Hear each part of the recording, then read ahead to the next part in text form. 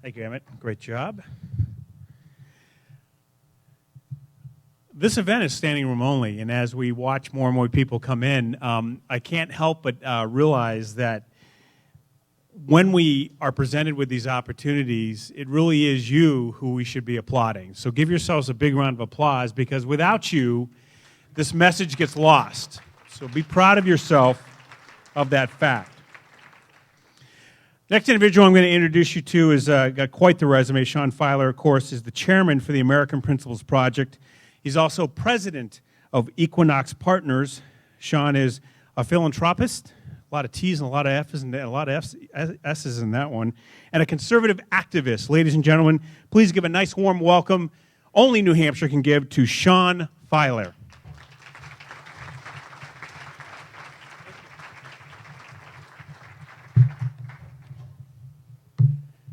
Good morning. Thank you for having me. You guys are going to know better than anybody just the anti-establishment mood that America is in. Right? We've been lied to. I think we're all, we get it. We know it. And we're determined to end it. And I think that's exactly what we're seeing in this cycle, in this nomination process. Now, the Democrats, and Democrats particularly interested in truth, right? They have a strategy to end the lie, and God bless them. They're true believers, and their solution is Bernie Sanders, and his message of hope, right? Which is not our message of hope. His message of hope is that the socialist dream is just $18 trillion in spending away, and we're going to soak the rich to pay for it, and we can get there. And well, you got to love him for his honesty, right? I mean, that's an alternative vision, right? And he's telling you, what it is and how they're going to pay for it. But that's certainly not what we want. That's certainly not what I want. Republicans also want the truth, right? We want somebody who's going to shoot straight with us, but not just tell us, how big government is and how we're going to pay for it. We want the truth about how we're going to cut the size of government, right? We want a candidate that's going to be honest about their plan to shrink the size and scope, right? To return us to the American experiment that Emmett referenced, right? In limited government, right? And give us back the prosperity and liberty that goes with that.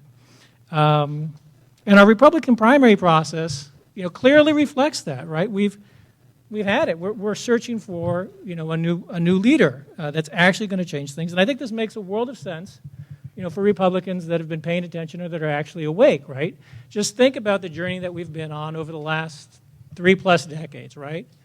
We elected Reagan, and government got bigger, right? And then we had the class of '94. We had Newt, and government got bigger. And we had George W. Bush. We had Congress. We had the Senate. We had the House. Government got bigger. So you've got to. We're not just going to have another election, right? We're going to have a movement. So we started the Tea Party, right? And God willing, we're going to elect a president that's going to give us our government back, our country back, our prosperity back. And the good news, we're already well on this journey. We have growing numbers in Congress that get it. That understand what needs to be done, right? Speaker Boehner's resignation is a sign that business as usual, at the very least, has become, uncomfortable. And the bad news is that while we've changed leadership, we've made little progress in actually reducing the size of the federal government. And consequently, we're not yet on the road to prosperity. And so if smaller government's part of your vision, it's certainly part of my vision, you've got to cringe every time you see the budgets that come out of the House, out of Congress. You look at that line. You pull up the Heritage website, pull up any website you want, and you look at that line of federal spending. We're now, 5, 6 years into the Tea Party movement. You look at that line is ever sloping upward, right? And the worst news is that despite not having actually changed the size and scope of federal government, is that we've divided the Republican Party. Our party is we're at war with ourselves.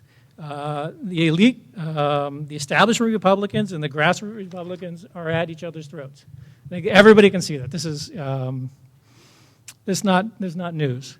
Now, there's some hope that the nomination process is going to smooth over these divisions and unite the party. And I certainly hope so. But recognizing the depth of the division that exists amongst Republicans in D.C., I think we have to understand that just nominating somebody is not going to smooth these over. We need to nominate somebody with a plan, with a vision, right, of how we're going to get there. Only a nominee with a clear vision of smaller government, of smaller federal government, and a credible plan to how to get there is going to actually unite the party.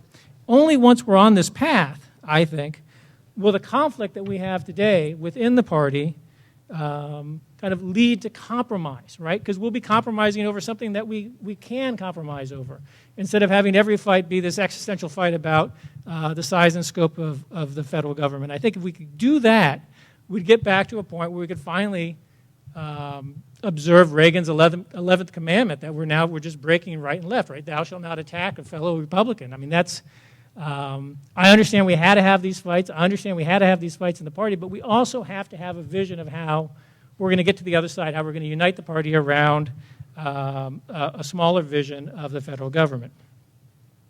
So when we think about this vision, let me start by telling you what the vision's not, right?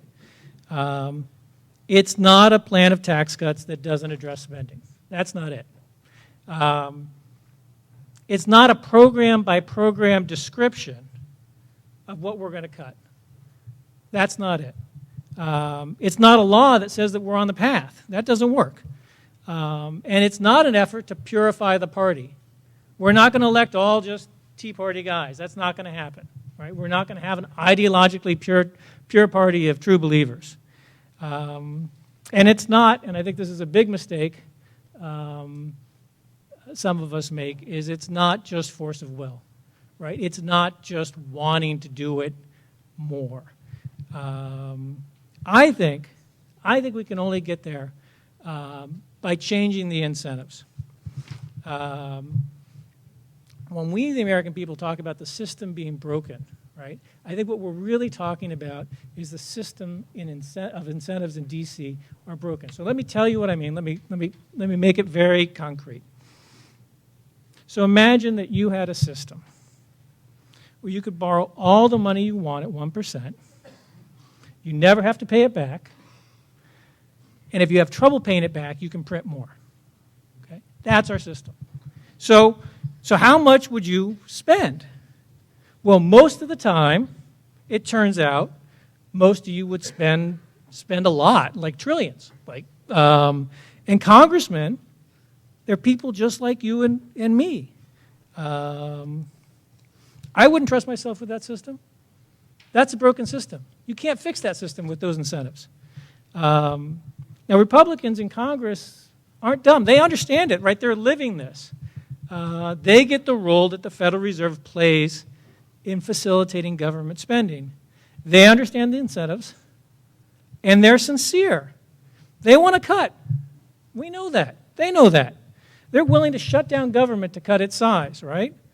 So why aren't they willing to take on the Federal Reserve? Why is that off limits if they understand the scenario? And it's not like the Fed's delivering prosperity. Republicans can see that. They're on the campaign trail. They see people are struggling. They see this is a jobless recovery, that we have distortions, that we have financial engineering. They see that all is not well. And it's certainly not that they love Janet Yellen, right? They voted against her in record numbers. You watch the Humphrey Hawkins testimony, the biannual testimony in front of Congress. There's no love lost there. So why aren't we doing it? Why is this off the agenda? Well, one word: fear. To be clear, we're not afraid of what happens to our government if we rein in the Federal Reserve. We know it'll get smaller. We're afraid of what happens to our economy if we rein in the Federal Reserve. What happens if the Federal Reserve can't bail us out? So let's be honest. On the one hand, the idea of intervention, government intervention to save over-leveraged banks, right, is anathema to the Republicans that embrace free markets. We don't like bailouts. Bailouts are, pull bailouts. It doesn't pull well, right? On the other hand, what would happen to the banking system if the Fed couldn't bail them out? What would happen if the Fed couldn't lend Morgan Stanley $100 billion, right, without asking anybody like they did in the last crisis? Who's going to backstop the $600 trillion in derivatives? And who's going to step in if the Fed can't? This is why we're afraid to touch the Fed. Not because of what it'll do to the federal government, but because of what it'll do to the private economy. Now, unfortunately, I don't think this fear is misplaced. The perverse part about all the bailouts that we've had is that they've made our financial system more fragile than ever, right? The solution to too much debt is always more debt, which makes the next crisis more severe than the last and makes us more dependent upon the Federal Reserve to save us again and again. So I think that's the situation we're in. So what are our nominees? What are our prospective nominees? What are they going to say, right? Where does monetary policy fit in their economic plan? And I think a real leader is not going to ignore this, right? You can't ignore this because if we ignore the monetary system, we're not going to get the federal government on the right trajectory. And if we ignore the monetary system, we're going to continue to favor Wall Street over Main Street. If we ignore the monetary system, the Fed's overreach is only going to get worse. I don't think those are really up for debate, and let's focus on that last point, right? So here we are, we're 6 years into 6 years into a jobless recovery, 7 years of 0% interest rates, 3 rounds of quantitative easing, right? We printed $3 trillion, and we're having an endless debate about whether or not the economy can handle 25 basis points of rate increases, right? So the system is broken, right? There's not a lot of debate about that. But it's very likely things are going to get worse. If you look at the minutes from the last FOMC meeting, September 17th, they came out and they told us they're not raising rates on September 17th. And along with that, they released what's called a dot plot. I don't know if you guys saw the dot plot. There's an amazing thing about the dot plot. Some of those numbers are negative, right? So some sitting member of the FOMC is telling us, this hasn't worked so well. So the solution to the problem I now have, right, is that some member of the FOMC is suggesting that we need to start taxing people for owning dollars, 25 basis points. Specifically, the Fed funds rate is going to be negative 25 basis points. Now, theoretically, this is really, nothing new. Inflation, money printing, artificially low rates. These are all taxes on average Americans, on working Americans. But these taxes they're subtle, right? Negative rates are basically not so subtle.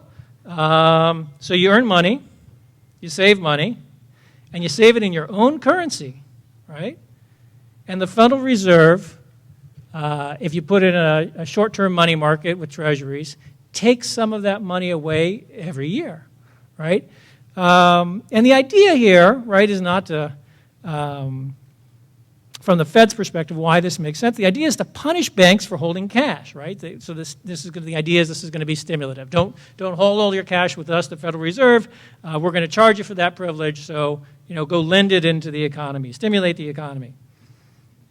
And that's kind of a central planning mindset that you only get from a federal institution that has a lock-solid monopoly as the purveyor of our money. But for the American people, we've been shortchanged by the recovery, lost control of our government. The idea of paying the federal government for the privilege of holding our own money I think, is a bridge too far. So we need a nominee, I think, that gets this and doesn't get it in a trivial way, doesn't get it in we need a law, right? We need a law that says we're going to amend the Federal Reserve Act and they can't make interest rates negative, right? This is the wrong way to go about this problem. This is the wrong way to leverage this overreach. Statutes aren't the solution, right? Incentives are the solution. Too big to fail, right? The big reason why we're unwilling to touch the Fed, the big thing that's wrong with our financial system, you read the introduction to Dodd-Frank. Don't read the whole thing. I mean, I haven't read the whole thing. Just the first paragraph, right? The stated purpose of that legislation is to end bailouts, to end too big to fail. Doesn't do it. I can tell you it doesn't do that. Nobody believes it does that, right? You can patch a statute that says X, Y. That's not the solution. The problem is the incentives. The other problem with the statutory strategy, the idea of moving it from the Fed to Congress or making Congress more responsible, and Emmett said this, Congress can't hold the Federal Reserve to account. I mean, the division of powers at the federal government, this is important. This is an important check. But the real division that's really going to give us back our government is taking those powers out of Washington. So how do we do that? How do we do that with monetary policy? I think we have to subject the Federal Reserve to a little competition. We have to make the market capable of holding the Federal Reserve to account, not Congress. And if they were held to account, they wouldn't be so brazen in abusing their authority. Now, the Constitution, interestingly, actually guarantees this right. Article 1, Section 10, right, gives states the right to make gold legal tender. We all have this constitutional right. And the federal government, the IRS, through interpretation, has taken it away from us. Because they tax gold as a collectible. It makes it unworkable as a monetary alternative. So there's the Fed. They can do all the central planning they want. They can abuse the monetary system. They can bail everybody out. They can take rates negative, and they know you have nowhere else to go. Well, the solution to the problem is let's return a little of that monetary authority, that monetary sovereignty back to the people. Let's have a market system that holds them to account. If they behave well, hey, that's great. You know, we're happy to use your currency. But if your currency is good, why do you have to force us to use it? Right? The Constitution gives us an alternative. Why not let us use that? And maybe only 1% of us would say on day one, well, gosh, I'm uncomfortable, right? I want something else. And then, God willing, they'd get the Federal Reserve would stop abusing its monopoly power. The federal government would start behaving a little better. We wouldn't promise things that we can't pay for. And everything would be fine. Or maybe they wouldn't get the message. Maybe they'd have to lose just a little bit more of their monopoly before they got the message. But I tell you, you wouldn't have to go very far before they really started to change their behavior.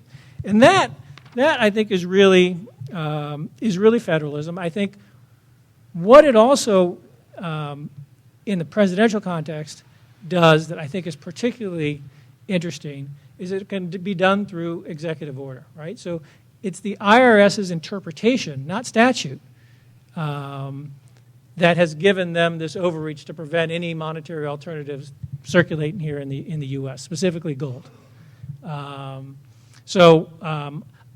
Again, I think a leader needs to take this on. I think we need to see this as part of the economic proposals that are going to come out later this month. And we simply can't ignore the Federal Reserve, and we need to start changing the incentives to get better behavior out of the Federal Reserve and the federal government. Thank you very much.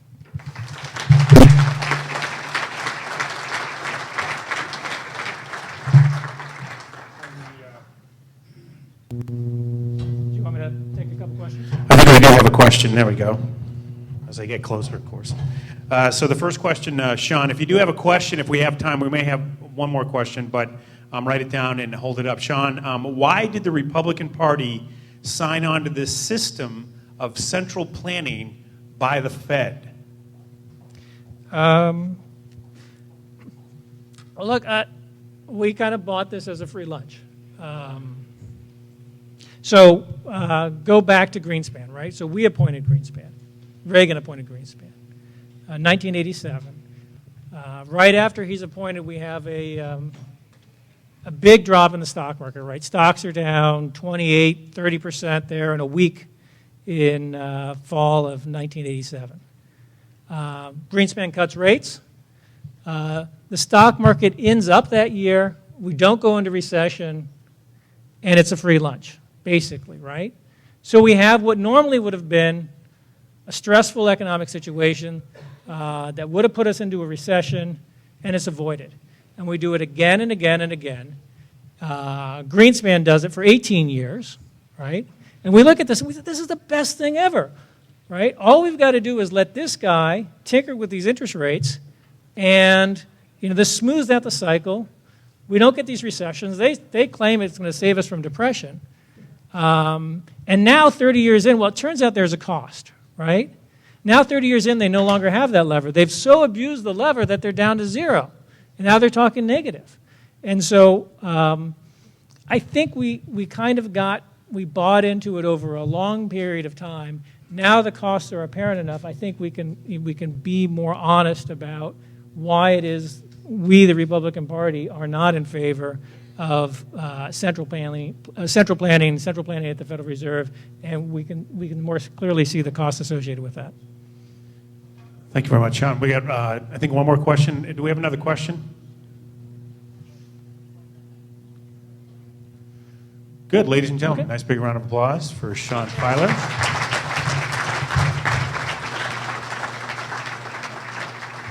Okay, so as we continue the day, too, a few things that we want to point out as well. I don't know how I forgot this announcement, but if you could also make sure that your cell phones are ringed down so that they're on vibrate. If vibrate doesn't scare you, then go ahead and keep it on vibrate as well. As we wait for some of the other guests to come, we'll do a few things, too. I like to play games as well.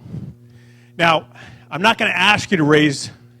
Actually, I'm going to ask you to raise your hand. How many of you here are currently members of the New Hampshire House or the New Hampshire Senate or the Executive Council? Please stand up. So if you're a member of the New Hampshire House, Senate,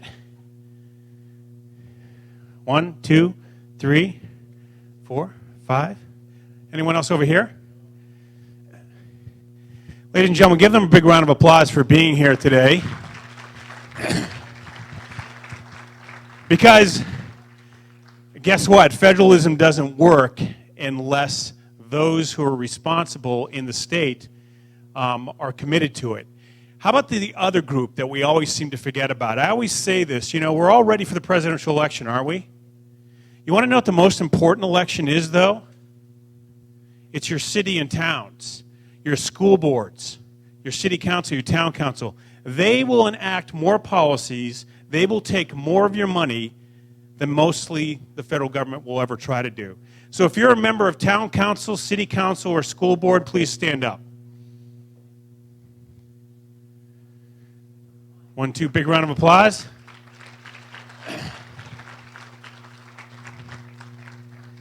And in the reality, I don't know if any of you have ever been to a town meeting. How many here have been to a town meeting, city council, school board?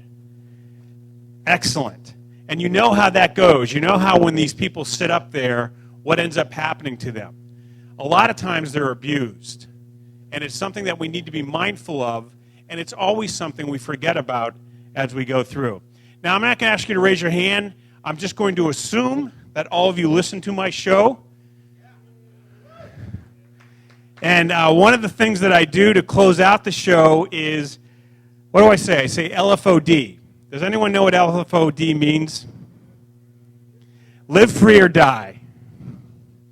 So later on, after we get through some of these guests, we will go ahead and play a little game and see if you can answer that. But what we'd like to do right now is play that game. I'm fast on my feet. So is Diane Gilbert here? Where is she? Diane, stand up. National Heritage Center for Constitutional Studies. Give her a round of applause. It's right here in New Hampshire. Great defender of the Constitution. And she's not allowed to answer any of these questions.